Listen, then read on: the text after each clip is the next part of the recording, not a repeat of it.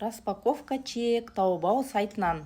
Осы жолы Taobao сайтынан ноутбугіме оригинал новый экранға заказ берген едім. Әйтеуір сынбай, майыспай, аман сау келді. Осыдан бір ай бұрын балам ноутбугімнің экранын сындырып алды.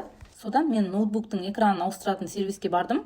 Менің ноутбугіме новый экран ауыстыру 120 000 теңге деді.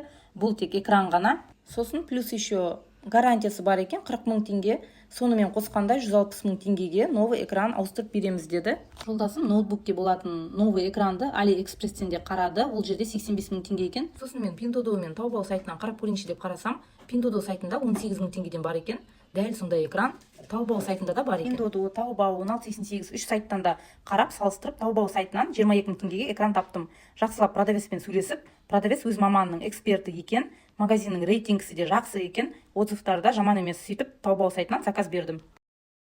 Экран 2 аптада келді, жақсылап орап жібер деген соң, упаковканы продавец пупыркамен бірнеше қабат жақсылап ораған екен. Вроде сынбай, майыспай келген сияқты, доставкасына 2 000 теңге шықты. Енді новый экранды ноутбукке ауыстыру ғана қалды. И вуаля! Новый экран ноутбугімізге болды. Достар, видео ұнаса, видеоға лайк басып, менің осы YouTube каналыма тіркеліп кетуді ұмытпаңыздар. Менің осы YouTube каналында Қытай сайттарының тегін видео сабақтары мен тегін пайдалы ақпараттар көп.